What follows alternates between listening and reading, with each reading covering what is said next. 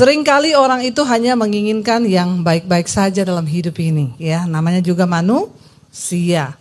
Ya, kita pengen semuanya lancar, masa depan yang bagus, kita pengen hidup sukses, usaha diberkati. Ya, dan kita lupa bahwa untuk memperoleh segala sesuatu yang baik pasti ada harga yang harus dibayar. Ya, karena tidak ada yang gratis di dunia ini. Apalagi untuk mencapai rencana Tuhan. Amin. Ya, kalau tadi kita dengar ya dari Pak Petra, usaha pekerjaannya diberkati Tuhan. Siapa yang ingin sukses seperti Pak Petra? Bahkan enggak mau angkat tangan loh Pak ini jemaat. Angkat tangan aja, tanya sukses aja enggak mau loh. Ya, begitulah orang Kristen ya. Coba siapa yang pengen sukses? Nah, itu Tuhan lihat loh, pengen nih Tuhan mereka semua. Yang pengen jadi pencuci toilet? Enggak ada toh? Ya. Yang pengen jadi tukang angkat sampah? Enggak ada, ya. Karena semua orang berpikir itu ya yang baik itu enak semua. Padahal ya kita percaya bahwa proses itu tidak akan pernah membohongi hasil. Amin. Semakin berat proses yang kita alami, maka semakin luar biasa hasilnya. Ya, jangan pernah iri dengan keberhasilan orang, saudara. Karena kita nggak pernah tahu proses apa yang ada di dalam hidupnya. Ya, saya jadi hamba Tuhan sekarang banyak yang mencibir berkata, tuh Debbie Basir tuh kan pendeta instan. Yang ngetop gara-gara YouTube waktu pandemi. Mereka hanya lihat saya muncul ketika pandemi di YouTube. Mereka nggak tahu proses yang saya alami mengikut Tuhan. 25 tahun sejak saya terima Yesus. Ya, karena dulu belum ada YouTube jadi ya tidak terekspos, saudara. Tapi saya percaya di balik setiap kesuksesan orang itu pasti ada cerita. Amin. Mari kita belajar dari kisah-kisah itu, saudara, karena kita dengar tadi ya, benar Pak Petra bilang kalau kita itu mau jadi pemenang-pemenang, yang pertama berdamai dengan Tuhan. Ya, orang Kristen itu bagaimana kita bisa mengalami rancangan Tuhan, kesuksesan dalam hidup kita. Lah banyak orang Kristen tuh enggak berdamai dengan Tuhan loh, saudara. Dalam hidup ini ada yang namanya takdir. Itu kita nggak bisa rubah. Takdir, nasib bisa kita rubah. Tapi takdir Tuhan itu nggak bisa dirubah. Ya, contoh jodoh, anak, kematian itu kita nggak bisa rubah dan kita nggak bisa buat apa-apa. Mau sekaya apapun orang, kalau Tuhan bilang dia mati ya mati. Amin. Mau punya uang berapa triliun, lihat Steve Jobs, ya, kaya banget, tapi dia nggak bisa beli nyawa, ya. Kalau itu takdir namanya, saudara. Ada banyak hal dalam hidup ini yang kita nggak bisa kendalikan dan kita nggak bisa mengubah itu sesuai maunya kita. Ya, saya kasih contoh kemarin tuh saya dapat telepon dari seorang ibu, Bu, kenapa Tuhan menghukum saya begini? Dia punya anak perempuan 2. Ya, lalu lagi program anak yang ketiga dengan harapan hamil lagi punya anak cowok. Tiba-tiba karena dia program minum obat hormon segala macam, dia mengalami depresi, tidak bisa tidur, mungkin pengaruh obat hormon. Lalu dia harus minum obat tidur. Saya ini lagi minum obat tidur, Bu, karena saya ini hormon apa-apa segala macam, saya pengen punya anak lagi. Ketika dokter lihat, aduh gara-gara minum hormon itu dia nggak bisa tidur. Dokter bilang stop dulu aja, Bu, nggak usah minum obat hormon dulu daripada nanti ibu stres kayak begini terus. Waktu di stop, tiba-tiba dia hamil. Buat saudara mujizat enggak? Mujizat. Saya waktu dengar tuh seneng. Ih, luar biasa ya.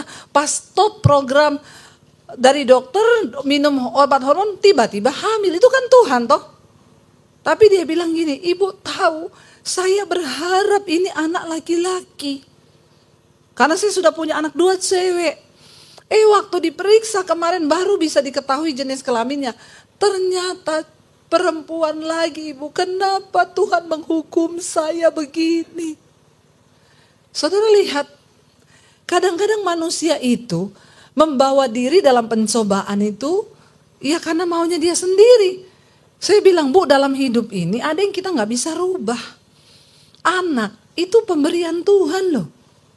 Ya, walaupun perempuan, ibu syukuri karena Tuhan tahu anak itu ke depan bakal jadi apa. Alkitab bilang sejak dalam kandungan Tuhan sudah menenun.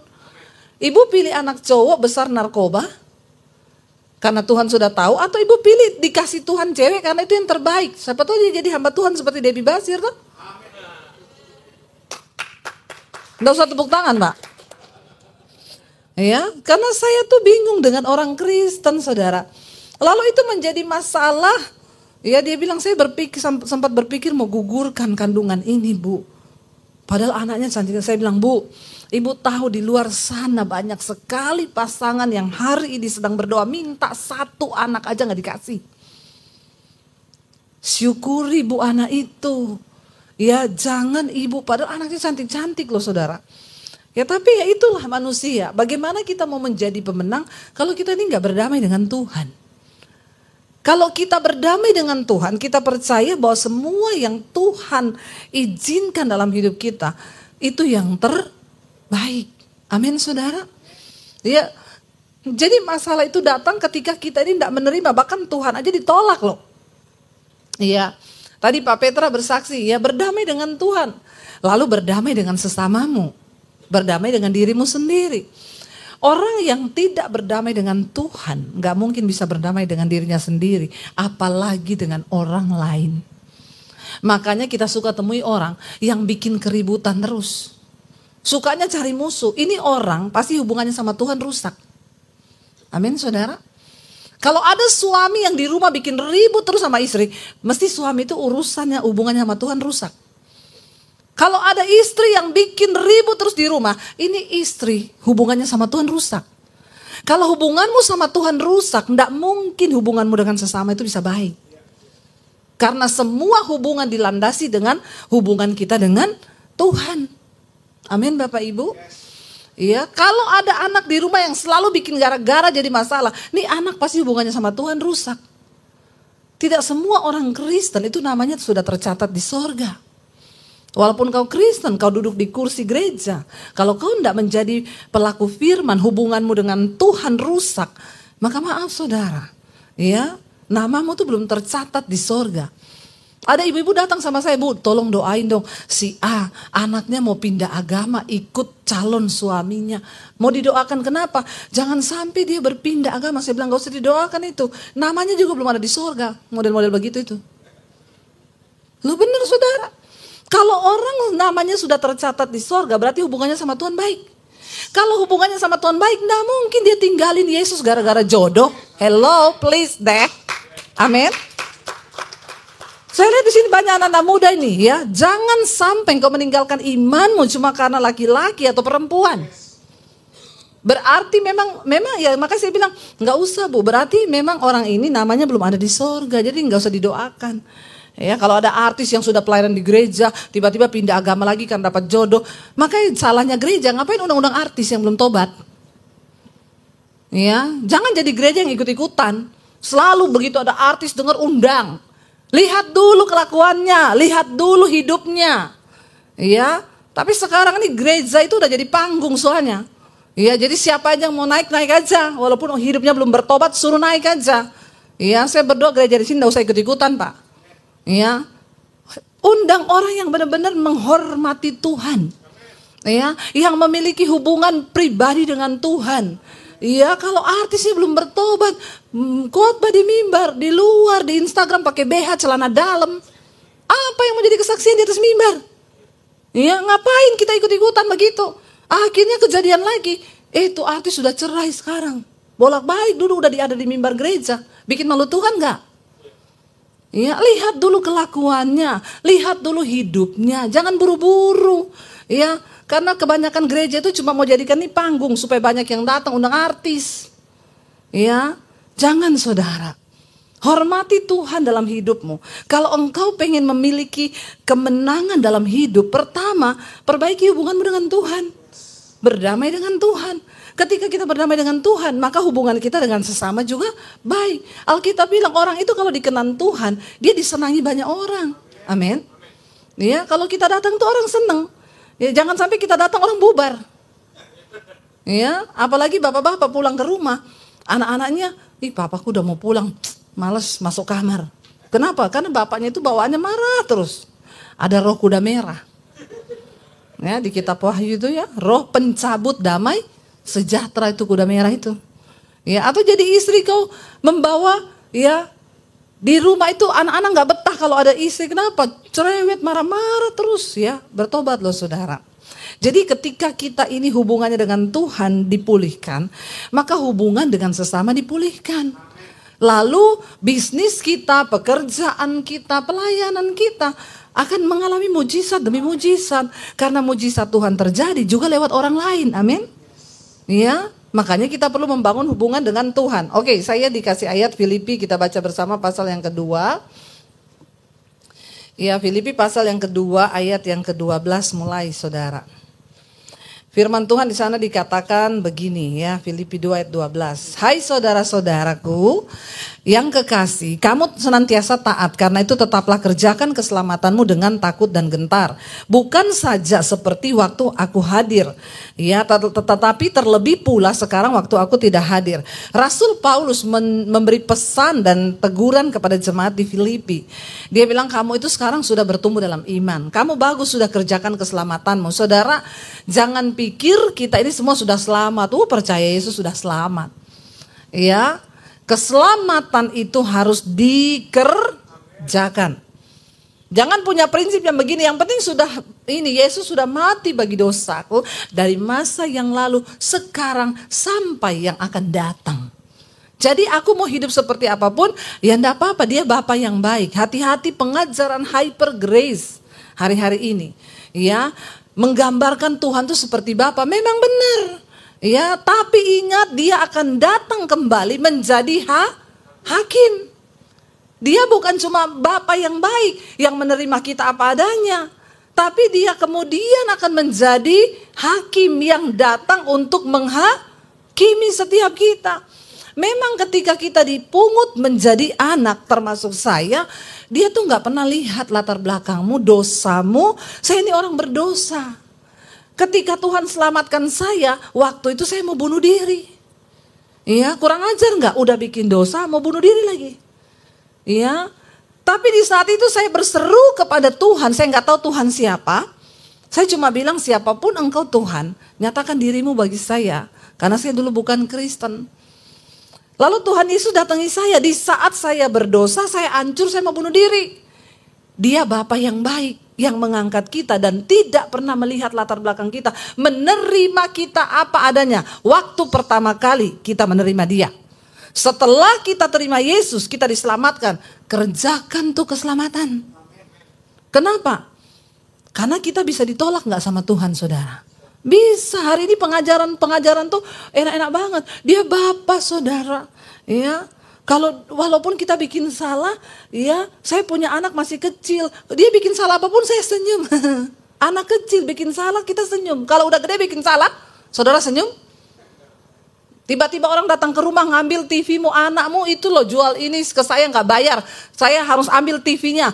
Bahkan ada anak yang tiba-tiba orang datang ke rumah, mana sertifikat rumahmu? Maaf ya, anakmu itu sudah menggadaikan rumah ini kepada saya. Saudara tersenyum dan ngomong, lucu banget anakku pret. Ya, Bapak itu menghajar saudara. Dan Yesus akan datang kali kedua sebagai hakim. Makanya Rasul Paulus bilang, kerjakan keselamatanmu dengan takut dan gentar. Bahkan ada banyak orang yang akan mengaku, Tuhan aku melakukan mujizat demi namamu, aku mengusir dan Tuhan bilang, aku tidak kenal engkau, pembuat kejahatan. Jangan ngaku-ngaku. Lalu Rasul Paulus bilang, kerjakan bukan hanya ketika aku ada, tapi justru sekarang saat aku tidak ada, kamu harus lebih rajin. Artinya apa? Jangan mengerjakan keselamatan kita hanya karena dilihat orang atau dilihat Bapak Gembala. Ya, hidup kita di gereja dan di luar gereja itu harus sama. Jangan di gereja manis sekali saudara. Ya, kalau ketemu orang shalom. Ya, apa kabar? Luar biasa. Ya, sampai di rumah ada orang-orang sekarang itu bahasa roh di gereja kenceng ya. Nyanyi penyembahan kalau bahasa roh. Sampai di rumah bahasa kebun binatang. Ya, munafik, ya. Banyak orang Kristen munafik.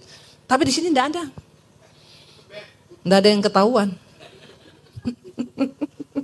Maksudnya begitu ya. Jangan Bapak Ibu, mari kita hidup kerjakan keselamatan. Seorang pemenang itu dia dimanapun dia tetap sama. Mau dilihat orang, mau nggak dilihat orang, kita melakukan keselamatan kita karena kita takut akan Tuhan. Bukan karena takut gembala, takut siapa-siapa. Istri-istri ya, jangan hanya baik di depan suamimu, di belakang suamimu. Suami-suami ya, jangan di depan istrimu aja kau baik, di belakangnya istrimu. Waktu kau pergi kerja, di kantor nggak ada yang tahu. Tapi ingat, mata Tuhan melihat hidupmu, amin. Iya, jangan macam-macam. Apalagi dengan zaman sekarang ini, wah hati-hati saudara. Ayat 13 kenapa? Karena Allah lah yang mengerjakan di dalam kamu baik kemauan maupun pekerjaan menurut kerelaannya. Kita minta selalu Tuhan, kerjakan di dalam aku. Apapun yang aku lakukan dengan perbuatan atau dengan kehendak, biar Tuhan yang melakukannya di dalamku. Ya. Ayat 14, lakukanlah segala sesuatu dengan tidak bersungut-sungut dan berbantah-bantah, supaya kamu tiada beraib dan tiada bernoda sebagai anak-anak Allah yang tidak bercela di tengah-tengah angkatan yang bengkok hatinya dan sesat ini. Sehingga kamu bercahaya di antara mereka seperti bintang-bintang di dunia.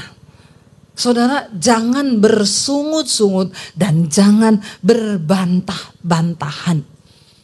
Halo suami istri, ya, di rumah berbantah-bantahan atau tidak? Ya, ini dosa kelihatannya sepele, tapi dosa ini ternyata mematikan. Bangsa Israel dibunuh di padang gurun karena dosa bersungut-sungut. Kelihatannya sepele, ya, sungut-sungut istri. Gajimu tuh loh enggak naik-naik. Makanya kamu pikir juga ini sekarang kebutuhan beras sudah naik, ini sudah naik, semua naik. Ya. Saudara, daripada kita menyalahkan keadaan, lebih baik kita bersatu hati, berdoa, bergandeng tangan, amin. Iya, saya tuh diberkati kesaksiannya Pak Petra, Ibu Karla. Pak Petra cerita waktu itu tinggal punya duit berapa Pak? Ya, di tengah hujan, ini benar-benar kayak drama Korea. Lalu dingin ya, mencekam, nggak ada makanan ya. Pak Petra pulang nanya, dia nggak bawa uang, tanya sama istrinya, ada makanan nggak? Ada. Ya, Bu Karla tuh nggak pernah ngomong, nggak ada duit, enak aja, makan apa? Makan tuh piring. Nggak pernah saudara. Ya, Bu Karla tuh nggak pernah bersungut-sungut. Ya, dia layani, dia pergi dengan uang receh yang hanya tinggal beberapa dolar. Dia pergi beli sayur di supermarket sebelah, dia pulang, dia masak dengan mulut yang hanya diam. Responmu ketika engkau susah diproses Tuhan, cepat atau lambat Tuhan mengangkat hidupmu, tergantung bagaimana engkau berespon dalam setiap keadaan. Kalau kau terus bersungut, mati dipagut ular tuh bangsa Israel. Puluhan ribu mati di padang gurun. Ini serius saudara. Ya, gara-gara mereka marah terus, akhirnya Tuhan kasih ular-ular tedung muncul dari padang gurun. Digigit semua tuh, ya. Untung sekarang sudah tidak ada ular-ular lagi. Ya, tetapi iblis akan mencuri berkatmu. Orang yang bersungut-sungut itu tanda dia tidak bersyukur. Tapi orang yang bersyukur, dia pasti tidak akan bersungut, itu aja. Ya, kalau kita rajin bersyukur, kita akan malas bersungut. Sebaliknya, kalau kita rajin bersungut, maka kita tidak akan pernah bersyukur. Padahal waktu kita mensyukuri keadaan, disitulah Tuhan mencurahkan berkatnya. Ya, bukan saat enak aja suami istri. Ya, sekarang itu kan yang muda-muda juga saya mau bilang, jangan mau yang instan. Makanya berdoa cari suami itu yang benar. Ya, kalau kau mau cari suami, belajar tuh dari tukang pom bensin. Selalu kalau datang, mulai dari nol ya Mbak. Amin. Ya, mulai dari nol. Cari yang mau berjuang bersama. Bukan hanya yang enaknya aja. Ya, sekarang banyak cewek muda-muda tuh jadi pelakor, jadi ani-ani. Ya, pengen dapat mobil, apartemen, gak usah kerja, jual diri aja. Ya, jangan sampai ada yang seperti itu. Sekarang di mal-mal mereka berkeliaran saudara. Ya, mencari klien baru. Sasarannya bapak-bapak, ya, Dia udah mulai lihat nih kalau ada bapak-bapak yang agak-agak tampangnya ini. Nyata-nyata loh, saya sama suami saya berapa kali nih di bandara, di kafe. Lagi duduk nih, ani-ani datang depan suami saya. Pakai roknya mini, pangku kaki depan suami saya. Udah kelihatan saudara ininya. Saya rasanya mau berdiri, mau saya jambar rambutnya. Ya, dan saya bilang dalam nama Yesus, roh sinah, roh najis keluar kau. Mau saya gituin. Untung suami saya tahu diri, dia langsung pindah, duduk menghadap belakang itu ani-ani. Emang gue pikirin, amin bapak-bapak? Iya, sekarang ini setan bekerja. Setan sekarang tidak menakutkan. Cantik-cantik, putih-putih, mulus-mulus. Berkeliaran tuh di mall. Orang Kristen saya mau bilang ya, jangan kau itu pakai baju. Ya itu pasti orang-orang yang mau jual diri begitu tuh. Dipamer-pamerin badannya. Sampai tadi malam saya bilang sama suami saya, kita ke mall sama anak-anak. Ada orang cuma pakai tank top kayak BH begitu mau tidur. Jalan di mall saudara. Ya coba itu ada itu kalau orang tuanya Kristen membiarkan anaknya. Ya semua dipamerin. Masa paha ayam lebih mahal daripada pahamu? Ya dada ayam lebih mahal daripada dadamu? Bertobat nih orang-orang Kristen ini. Nih ya saudara, hari-hari ini kenajisan percabulan itu merajalela. Bapak-bapak, kalau ada yang seperti itu, jangan kau tanggapi di mall. Ada loh, orang konseling sama saya selingkuh cuma ketemu di restoran. Sekali. Jadi saya layani mereka, hampir mau cerai. Pergi ke Bali, duduk di restoran. Istrinya ini duduk begini, ada laki-laki di situ. Laki-laki itu godain main mata. Akhirnya istrinya ke toilet, diikuti sama laki-laki itu minta nomor handphone. Akhirnya tuker-tukeran nomor handphone. Dari situ mulai chattingan terus, saudara, chattingan. Lama-lama mereka ketemu melakukan perselingkuhan di hotel. Cuma dari restoran. Ini setan memang instan hari-hari ini. Mengerikan loh. Ya itu karena begitu, apalagi aneh-aneh itu dia duduk di depan bapak-bapak. Ya dia pangku kaki, sudah di mana-mana ini semua auratnya dibuka. Karena kalau nggak dibuka enggak laku. Memang itu yang dia jual. Ya ngeri. Nanti dia mulai lirik-lirik terus gini ke toilet diikuti itu. Ya bisa minta nomor handphone. Saya layani suami istri hampir bercerai. Saya tanya ibu selingkuh ini ketemu di mana? Di restoran bu, waktu saya liburan ke Bali. Cuma di meja makan duduk tatap-tatapan. Dia ke toilet diikuti dimintain nomor handphone. Saya bilang instan sekali ya. Sekarang orang mau selingkuh. Mengerikan, akhirnya terjebak ketahuan suaminya. Mau dicerai sama suaminya. Ya. Jadi sekarang roh najis itu bekerja. Anak-anak muda dengar baik-baik. Kalau engkau mau diberkati, menang dalam hidup ini. Hormati Tuhan. Hidup dalam kekudusan. Amin. Jangan menggoda, jangan mencobai membuka celah. Supaya hidupmu itu bercahaya di tengah angkatan yang sudah bengkok di dunia ini, sesat semuanya. Jangan ikut-ikutan sesat. Ya, mari kita sama-sama saling menopang, saling menguatkan suami istri. Jangan bersungut-sungut. Terima setiap keadaan di hidup kita. Bersyukur sama Tuhan. Saya ngomong begini bukan karena saya tidak mengalami saudara. Saya memulai pernikahan dengan suami saya itu ya dari minus malah, bukan dari nol kayak Pak Petra bilang.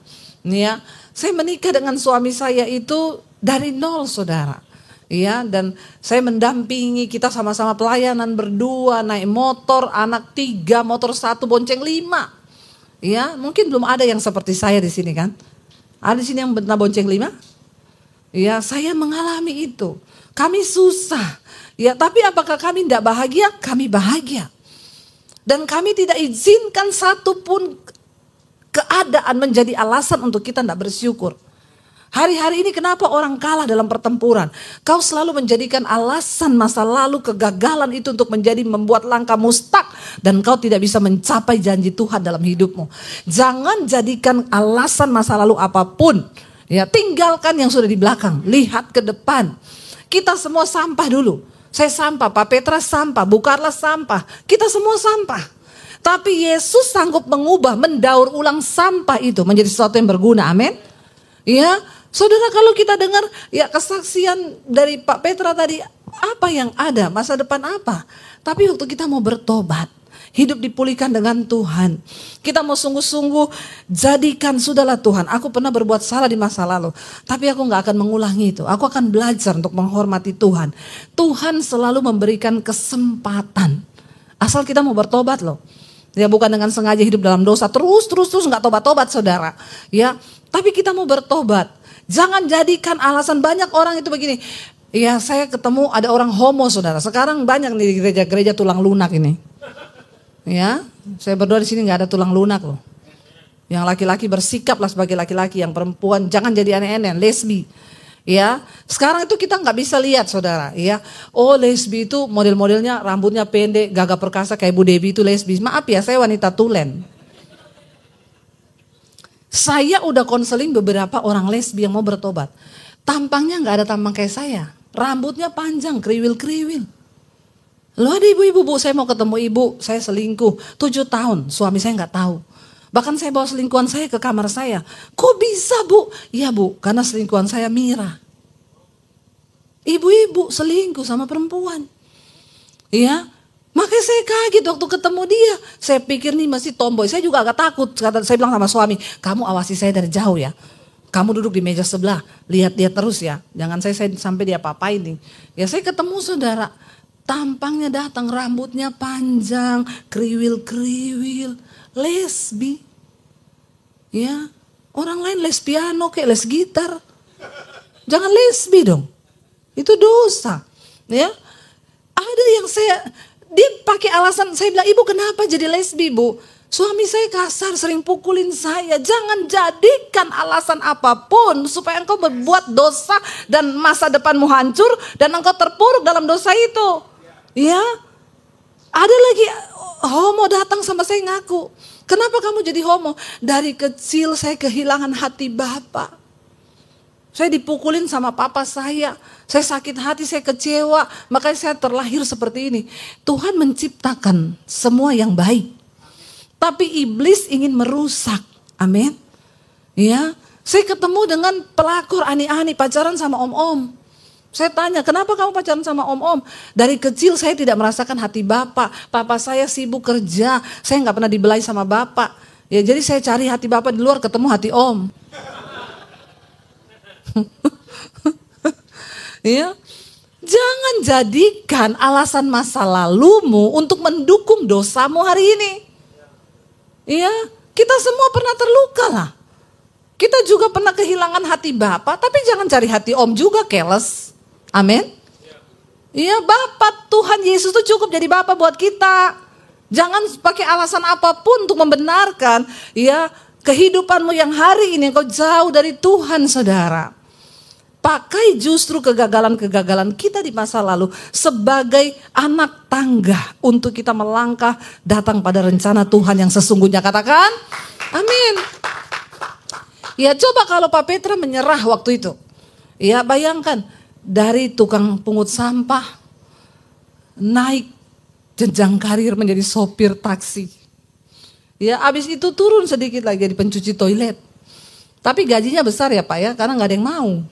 Bersihin kotorannya orang ya, nggak ada yang mau. Tapi lihat saudara, Tuhan melihat hati kita. Ya saya tahu Pak Petra tuh dibentuk Tuhan, nggak gampang. Beliau ini dari anaknya orang kaya di Semarang. Saya pernah pergi ke pabriknya di Semarang. Dan buat Pak Petra untuk cuci toilet itu tidak mudah. Tidak mudah karena dia dari masa kecil itu sudah terlahir dengan semua fasilitas yang ada. Ya. Tapi akhirnya beliau mau merendahkan diri karena memang gak ada pilihan ya Pak. Ada orang udah miskin sombong lagi. Ya, banyak yang bilang orang kaya itu sombong. Jangan salah, miskin sombong juga banyak. Bilang kanan kirimu, kau jangan jadi miskin sombong loh. Ya, orang kaya sombong banyak, tapi miskin sombong juga banyak. Saya mau bilang Tuhan menentang orang yang sombong. Kalau kita mau diangkat Tuhan, hidup rendah hati.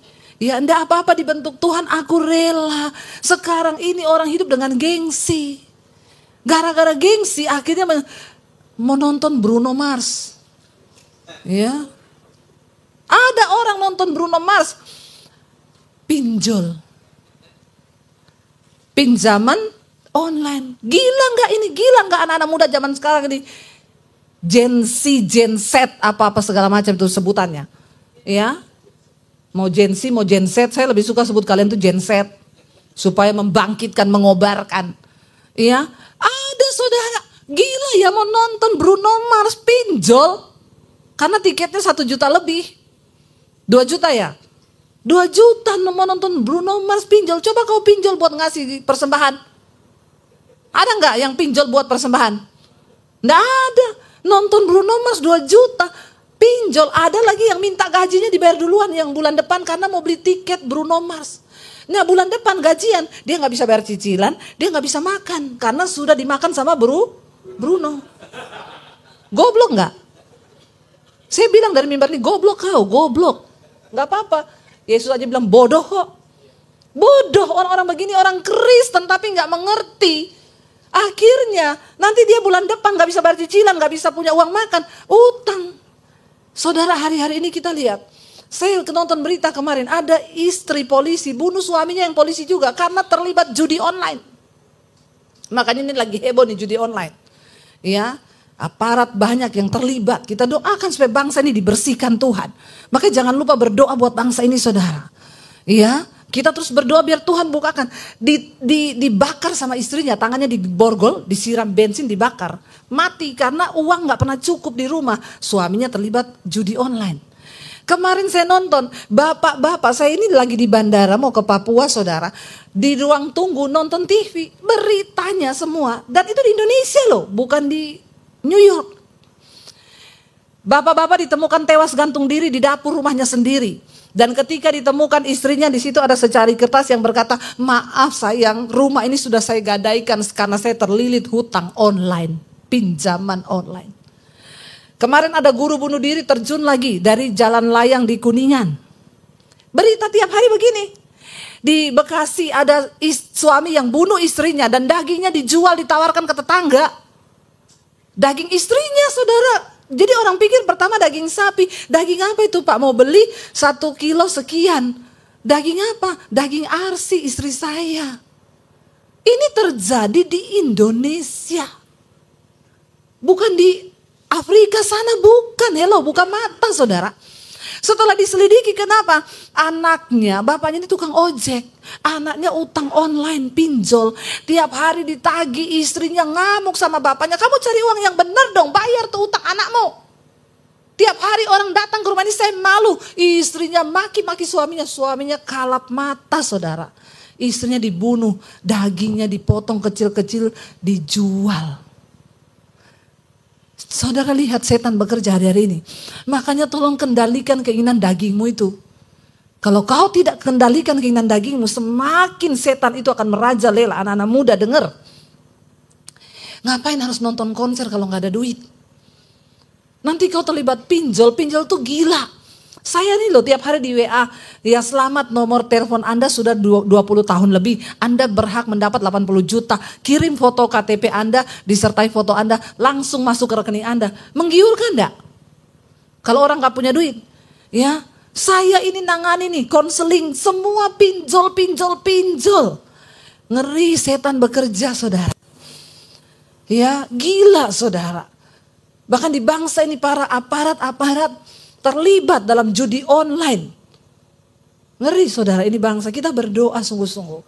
Makanya ayo kita semua, yuk berpegang pada firman Tuhan. Ya ayat yang ke-16 bilang sambil berpegang pada firman kehidupan agar aku dapat bermegah pada hari Kristus. Bahwa kata Rasul Paulus, aku tidak percuma berlomba dan tidak percuma sia-sia pelayananku. Karena engkau berpegang pada firman kehidupan. Cukupkan dirimu dengan apa yang ada. Nggak usah gengsi lihat orang. Ya Allah gaji 5 juta beli mobil. Mobil cicilan 4 juta. Belum kebutuhan makan kontrakan. Akhirnya hidup terlilit. Saya dulu waktu menikah sama suami saya. Kakak ipar saya sudah pada beli mobil. Suami saya bilang mereka semua pada beli mobil, kita nggak usah naik motor. Bisanya bonceng 5, nggak apa-apa. Aku nggak mau utang. Ya, jangan membawa diri pada pencobaan. Hidup ini saudara, kalau kita dianggap Tuhan setia terutama dalam hal keuangan loh saudara. Ya, maka engkau akan dipercayakan yang lebih. Ya, tapi baru punya 1 juta. Atau nggak punya, pinjol buat nonton Bruno. Langsung dicoret namamu di sorga. Ini jangan diberkati nih. Nggak bisa dipercaya dalam hal uang. Nggak punya duit aja, pinjol buat beli tiket konser. Aduh, saudara, mengerikan sekali. Ayo kita berpegang pada firman yang teguh. Kalau saudara mau punya mental pemenang, ayo cintai Tuhan, hormati Tuhan, lakukan firman. Kalau dikatakan mengucap syukur dengan apa yang ada padamu, mengucap syukur. Nggak usah berusaha menambahi, ya. Untuk apa saudara kita gengsi-gengsian? Banyak orang begitu sekarang. Di kalangan sosialita, demi untuk bisa pakai tas merek. Ada persewaan tas Hermes. Ya, 1,5 juta untuk 6 jam. Rela loh, ada orang-orang rela. Demi arisan, sewa saudara. Ya, dipakai. Ternyata saya baru tahu. Emang kalau nggak pakai tas bermerek kau mati kau? Kalau memang nggak ada ngapain dipaksa? Saya tuh loh kemarin pulang dari Papua dioleh-olehin tas Hermes asli. Ada cakar buayanya malah. Itu kulit buaya asli tuh Hermes, nanti mau saya pakai. Di antara orang-orang yang pakai Hermes. Ya, ngapain coba saudara kita ini akhirnya menyusahkan diri karena nggak punya sewa. Soalnya mau ketemu sama semua yang pakai begitu. Kalau ada ya silakan, tapi kalau enggak ada enggak usah dipaksa. Kalaupun hari ini saudara diberkati, pastikan taburanmu lebih besar daripada keinginan dirimu, amin. Orang sekarang enggak diberkati, tambah pelit, tapi buat diri sendiri terus kedagingan terus. Saya berdoa saudara, biar kita menjadi orang-orang yang layak menjadi anak-anak pilihan Tuhan ketika Yesus ini sudah mau datang. Kita ada di hari-hari yang terakhir. Hidup apa adanya, bersyukur, ya, ndak usah terlalu mau pamer biar dilihat orang, ndak usah saudara. Mari kita jalani proses hidup kita dengan hati yang taat. Kalau sudah waktunya, Alkitab bilang, Tuhan akan mengangkat hidupmu. Amin. Saya undang para imam musik maju ke depan. Mari saudara, kita mau sungguh-sungguh percaya bahwa bagi Tuhan itu ndak ada perkara yang mustahil. Jadi dunia ini bisa berubah, semua bisa berubah, tapi firman Tuhan tuh ndak berubah. Makanya berpeganglah pada firman Tuhan yang tidak berubah itu. Kita mau naikkan pujian, ya, kita mau tetap percaya. Bukan karena melihat keadaan, tapi karena firman Tuhan itu tidak pernah berubah. Bangkit berdiri bersama, bawa hatimu kepada Tuhan. Ini waktunya kita hidup sungguh-sungguh dekat dengan Tuhan saudara.